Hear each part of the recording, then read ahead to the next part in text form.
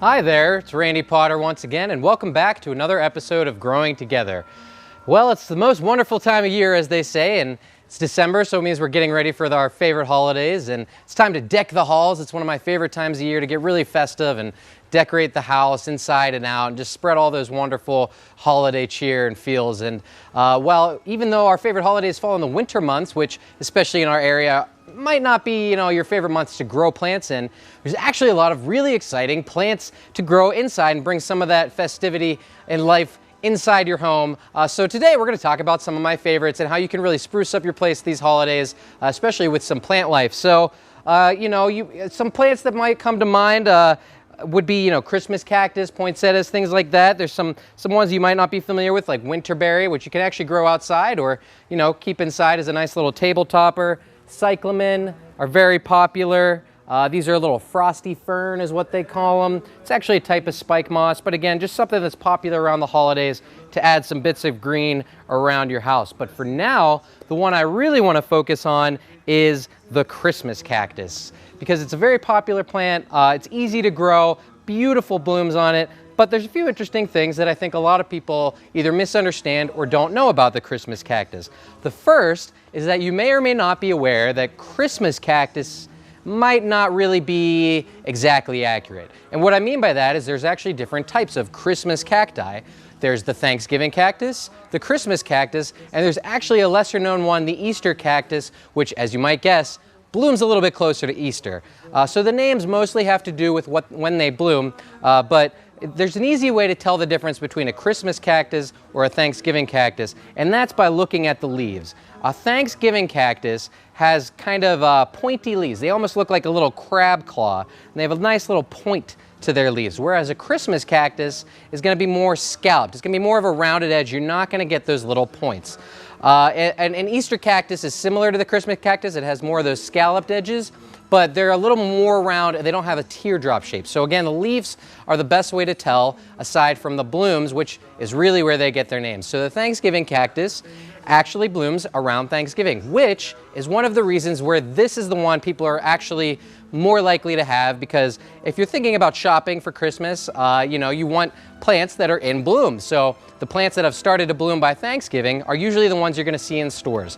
Another reason these are popular is because they have more upright blooms than a Christmas cactus.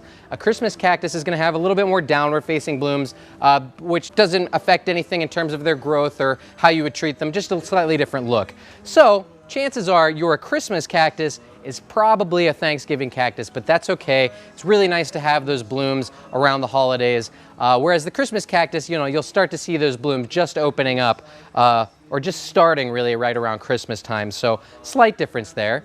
As I said, they're very easy to care for. They are a type of cactus, so they're a type of succulent, which, as many of you would know, that means that you don't need to water them a whole lot. They will retain their moisture through their leaves, but they're a little different than most succulents that you might be familiar with. They're actually more of an epiphyte, which means they grow in little nooks and crannies of trees and rocks and things like that. They're native to Central and South America, so they don't really grow in desert climates, though they'll still do great in bright light with minimal water. But you might want to keep that in mind, because if you want to repot your Christmas cactus, you want to use a nice rocky, gravelly, fast-draining soil, something that doesn't hold a lot of water for too long. Otherwise, you might be susceptible to overwatering it. But if you do that and then you keep an eye on watering, you probably, again, sparingly, once every week, maybe every 2 weeks in bright light, and your Christmas cactus is going to be great. Now, the most common question I get about Christmas cacti is, how do you get them to rebloom? So as you can see, this beautiful plant has a lot of little buds on it. It's got some that are fully open, and they're really, they're beautiful ornate blooms. It's got a bunch more that are going to open. So this plant is kind of just about to reach its peak in terms of blooms. It'll bloom for about 4 weeks, and then those blooms will start to wither, as they often do. Blooms are fleeting, as we've learned, and that's part of their allure, but so they don't last forever, which is perfectly normal and healthy for the plant. So once those blooms leave, you're not going to do anything. You can pick off any deadheads just to remove, any unsightly material or anything that might just kind of lie on your plant. And you're just going to kind of grow it as a house plant all summer long or all year long. You can put it outside if you want to. But again, you want to be careful about temperatures. You don't want it to be, in any freezing temperatures or anything like that. But anyways, Keep it inside as a houseplant, water sparingly, bright light. Now, to initiate another bloom cycle, it'll bloom once a year, it really has to do with 3 important factors, and that's light, temperature, and moisture. Very similar to things we've talked about in regards to any of our plants, are those 3 factors.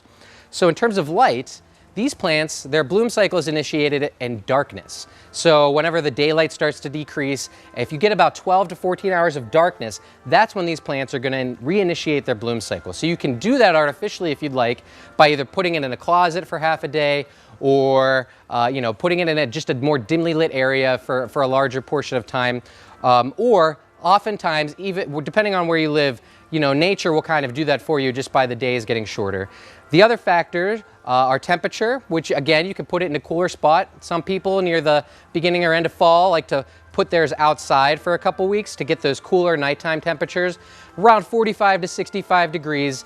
You don't want to push it too far because again, if it gets too cold, plants aren't going to like it, but that's the range you want to be in. And then the third factor, again, is moisture. So around that time of year, as you get into fall and winter, things start to dry up a little bit, and that's when these plants are naturally going to initiate their bloom cycle. So just water a little bit less. Obviously, you don't need to go too crazy. You don't want your plant to die, but it's pretty hard to underwater a Christmas cactus, so be pretty sparing with your water. You're more likely to kill it with love, so to speak. So if you do those 3 things, or even if you just kind of let it go, chances are this plant will reinitiate its bloom cycle around the same time each year so that you'll have these lovely flowers. They're great plants. They can get huge. Some people have had these for, decades, that you can keep them going for a long time, and they're a great holiday tradition. So one of my favorite Christmas plants, but the real star of the show is the poinsettia. So why don't you come on with me and we'll learn a lot about those.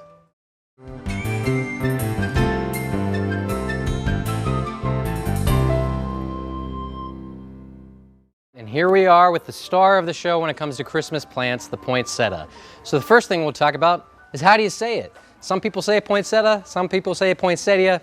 Both are acceptable. It's like a lot of plants. Just depends on what you're used to. Either way is fine, so whatever you prefer is fine. I'm a poinsettia person, but don't fret over that. A couple of things I'll talk about with the poinsettias. First of all are the beautiful colors. As you can see, the red's really the star, but you get kind of whites. They do pinks. You can do some places in the middle. The hybridization and the breeding and the genetics that have really, the industry's taken off and given like such a wonderful palette of poinsettias. But like I said, you really can't go wrong with the classic red. That's probably the most popular there. But a little bit about the poinsettia. They're actually native to Mexico. So kind of ironic that one of our favorite Christmas plants comes from kind of a more tropical region, but they are native to Mexico. They can grow in actually shrubs or even kind of small trees over there, and they will turn red like this naturally. Again, it has to do with some natural conditions such as light more than anything. What a common misconception is that red color is the flower, and you may or may not know that that's actually not the case. These red things here are not flower petals. They're actually modified leaves called bracts. All right, and the flower is actually those little tiny little kind of buds in there. Those are the flowers. So really, the real star of the show are the leaves. Doesn't affect really how you're going to take care of it or anything like that, but just kind of an interesting tidbit there. So the other kind of common misconception about poinsettias is that they're toxic. And that's not actually the case. The toxicity of poinsettias is wildly overrated. They're pretty safe plants. In fact, historically, they've been used for medicinal purposes. Part of the Latin name for poinsettias is euphorbia, which actually has to do with an ancient doctor, Euphorbius, who actually used poinsettias for fever reduction. So you'll see that if you break a leaf, you can see some of that white, you're probably familiar with this, some of that white kind of milky stuff there, and that's called latex. White latex, it's a natural kind of defense mechanism of the plant to defend from insects and things like that, and I think that probably contributes to why people think they're toxic, but there's been a lot of studies done on poinsettias, and you would have to eat a ridiculous amount of poinsettias. Even your pets, they're pretty mildly toxic to pets too. You would have to eat a whole lot of poinsettias. You don't have to worry about your pets or your kids because, quite frankly, they don't taste very good. So it's highly unlikely that anyone or any of your furry friends are going to eat enough to really cause any issues with that. But as far as poinsettias go, in terms of care, Very simple, just like any other houseplant. You're gonna want to, water them about once a week or so. Put them in as bright of light as you possibly can. Oftentimes, you'll see ones with some foil or something like that around the base. And as you've learned from previous episodes in Growing Together, drainage is very, very important in your plant care. So if you have a pot that's been covered on the bottom, you wanna make sure, like this one, has some holes in the base of its pot.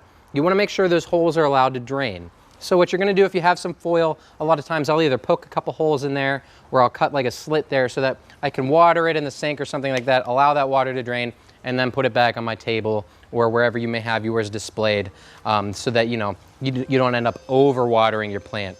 Kind of an interesting legend behind them is, at least in terms of how they got associated with Christmas, aside from obviously their beautiful red and green colors, the legend is that there was an offering to be given to the church around the holiday time, and a young girl in Mexico didn't have anything to offer, so she dug up some plants by the road and she put them by the altar, and then overnight they miraculously turned red with these beautiful colors, and that kind of started the legend behind the poinsettia. There's a couple other legends and myths about them related to the holiday season, but that's kind of where that comes from. And that mystical turning of the color is a real phenomenon that happens. And very similar to the bloom stages of a Christmas cactus, it largely has to do with light. So most people use these as seasonal plants. They're not very expensive. You have them for a couple months around the holidays, and then they'll typically fade. Those bracts will start to fade and fall off. But sometimes you can keep them going like that through March. But you can keep them year-round as a plant if you'd like to. If you want to try that, as I said, these bracts are going to fade and fall off. Don't worry about that. You can prune it and trim it and clean it up as you'd like. But then for the rest of the year, you're going to keep it either as a house plant or, again, in the warmer months, you can put it outside in the summer. They'll do great outside. As I said, they're native to Mexico. But then it can be a little tricky to try and get them to turn red again, because what they really need is 12 solid hours of uninterrupted darkness. It's a little bit different than a bloom cycle, as opposed to just decreasing light. You really need that solid block of 12 hours of darkness for them to initiate this turn in color. So it might be fun to experiment with, but if it's a little daunting or tricky for you and you don't feel like spending that time, don't worry about it. Just get them each year for Christmas. They're beautiful. They're easy to maintain. And I absolutely love having them around the house. One of my favorites. And as I said, I mean, if red's not your thing, they've got other options such as the pink, the marbles. You can really have some fun decorating with different colors and textures and things like that. And it really just is a great way to bring some more life into the home, especially throughout the winter. I really like them actually after Christmas, after that kind of holiday hangover, but you still got that beautiful plant hanging on there to cheer your day. So that's kind of the lowdown on the poinsettia, one of my Christmas favorites. But why don't you come on with me and we'll learn about some other ways to deck the halls around the holidays.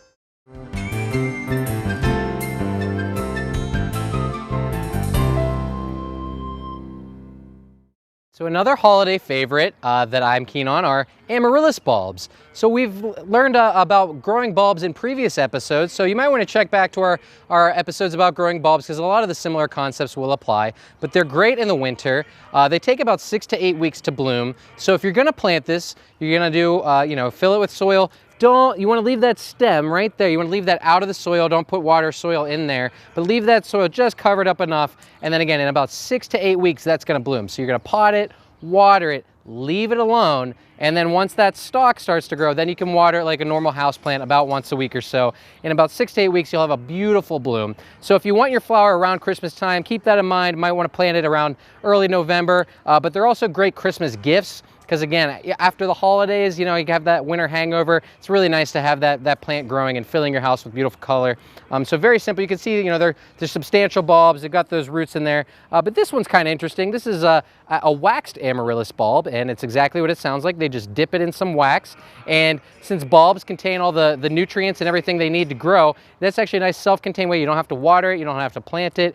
Since it's covered like that, that bulb will initiate its growth. And you can see it's just starting to grow. So in a few weeks, that's going to grow. It'll be slightly smaller than probably this would be if it's growing in soil, but you're still going to have a beautiful little table topper. They're great for the holidays, super easy. Again, bulbs are so easy, so try it out. They're a great plant to add for the winter. So just something I wanted to mention there briefly. Again, check out our previous episode about bulbs, and that'll really help you in terms of growing these with a lot of success. So why don't you come on with me and we'll talk about how you can add some visual appeal outside the house by making a winter arrangement.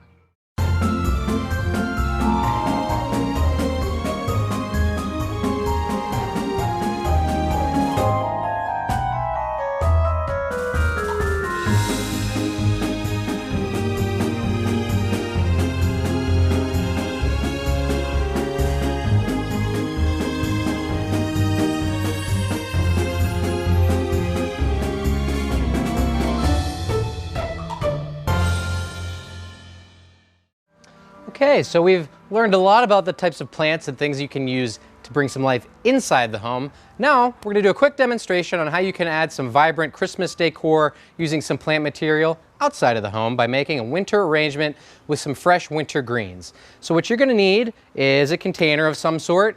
You might want to keep in mind that, it is winter, so if you're using anything ceramic or a pot or something like that that's susceptible to freezing and cracking, might not be the best option. A lot of times I like to use just like a plastic bucket or a plastic pot that you could then drop into an urn or something like that.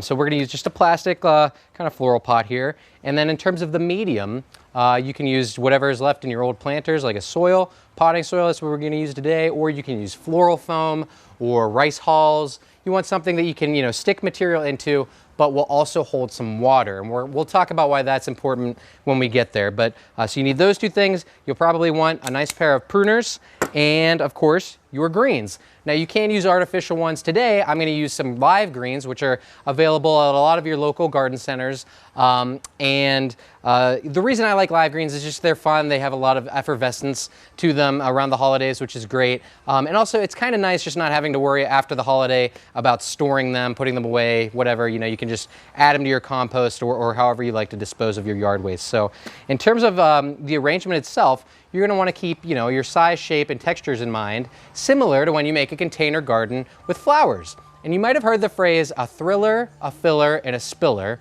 which is basically just a fun kind of mnemonic way of saying something high, medium, and low, even over the sides of your pot. So we're going to kind of keep those concepts in mind when we do our winter greens. So I like to work from the center outward and then add some stuff in. So in terms of our thriller, the thing that's going to give me the most vertical height, something I like to use is red twig dogwood. It's a beautiful plant. You can grow these actually in your yard as a shrub. They do great in our area, especially if you have like a moist area or a place that doesn't get a ton of light. They're going to be fine. And they have these beautiful red stems, which you can then even prune off and use from your own supply, or again, find them at your local garden center. But they add a nice pop of vertical appeal. So what I'm going to do is just kind of size those up, and they actually are about the right height for what I need. If I wanted to shorten one or two of them, you might want to just kind of clip off the bottoms there like so. But anyways, I'm going to just kind of start building the frame of my arrangement by starting with some of those right in the center there,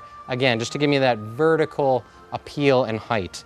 All right, so obviously it's not going to look like anything too fancy or exciting just yet, just starting to get kind of the framework of the skeleton in there. Now see, I personally, that one might be sticking out a little too far, so that's fine. You can adjust it. Just give it a quick trim like that. A lot of this, like any art, has to do with kind of playing around with it, experimenting, adjusting as you go forth. So it's entirely your creation, so do whatever looks good to you. So now that we've got those in there, there's plenty of greens to choose from. So I'll talk about some of my favorites, but there's plenty more that you can find out there. But for the next step, I'm going to use another beautiful green. This one's a type of Fraser fir. So it's got, a nice kind of compact, piney look to it. And then on the back, you get kind of a nice silvery color, which gives, some appeal to the other side there. And they smell great. So what I'm going to do to add these is I might prune off just a couple clippings there just to give myself a nice base to stick in the pot. You don't need to go crazy. If you have some down there in the pot, that's not going to be a problem. But just to make it a little easier for me, I'm just going to go ahead and do that. And then I'm just going to start adding kind of, all around my dogwood there until I've got a nice kind of, you can see how the height compares. So it's still another tall layer, but maybe not as tall as the dogwood. And you can see it's starting to fill out the other areas of that pot. So again, just going to kind of add some more, trim them up, stick them in there. And you'll see I'm turning the pot. That's my favorite way to do it. You can certainly walk around it. But a lot of times, a nice thing about these arrangements is that they're kind of radial. You can walk around them, and no matter which way you look at them, they're going to have some visual appeal. So I'm just going to stick a few of those in there. Now you'll see as I did that one, these two kind of flopped. No problem. I'm just going to, again, a lot of this has to do with playing around and adjusting things like that. And if it doesn't look perfect right now, that's fine. We're not done. We just got started, so there's plenty more to add, so don't worry about it. So there's a couple of those. I might add some more of those later, but since this isn't the largest container, maybe I'll start adding some other things to make sure I get all those things in there that I want to. The next green I'm going to use is white pine, and you'll see, you know, a lot of these grow around our area, and you'll see it's got a much different kind of feathery look to it. So that can be nice, just again, to give you some different textures. Now, again, with this one kind of being a little bit awkward, I'm just gonna trim off some of those edges there, and that gives you a nice kind of, you know, stick to really stick in there. And I'm just gonna, again, start adding those all around my greens. Now, if you've squished your dogwoods, that's okay. Again, you're just gonna kind of play around with it until you get the shape and look that you're going for. Now, with these little clips that I'm clipping off and leaving on the floor, those can be fun to save, because you can always stick those in here later to fill in, or you can use them for greens, or you can use them around the house. Again, they smell beautiful, so they can be really nice, not just to add some visual interest around the holidays, but to get those wonderful holiday scents. So just gonna keep adding some more white pine around as we go here. Again, just kind of jamming them in and playing with them. If that one looks a little weird to me, just pop it out. Maybe we'll shorten that one there. And again, all of that has to do with personal preference. Find the look that you're going for. Just kind of play around with those shapes and textures and things of that nature until you go around. Now again, spin the pot. You might want to step back and take a look at it from a distance, see how you're really looking. And you know, that way you'll make sure that you're keeping it interesting from all angles and really getting a good idea of what people, you know, stopping by the house might see. So just gonna kind of keep adding some white pine here, like so. All right, now starting to kind of come together a little bit, but you can see still plenty of space there to work around with. I might even add, you know, another Fraser bough. As I said, you know, you can always go back and add more just to fill that space and really give me a nice kind of central component to my arrangement here. Mixing those textures, getting everything working together real nice there. So that's where we are now. Gonna add some more greens. The next one I'm gonna use are, really this is my favorite, are the cedar. You can use kind of your traditional Port Orford cedar, grows in Oregon.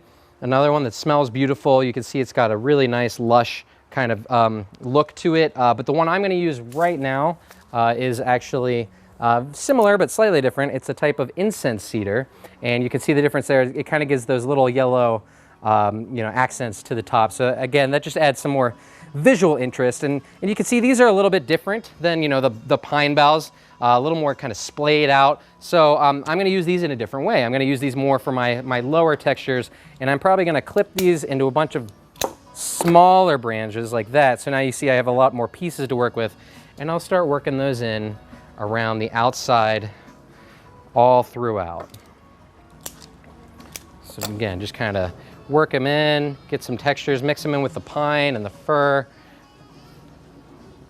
Get it all around the base of the pot. And you can see how that adds some visual interest around the outside of the pot. Now it's starting to kind of spill over and give you that look, you know, going along the outside, which really adds the visual interest quite a bit.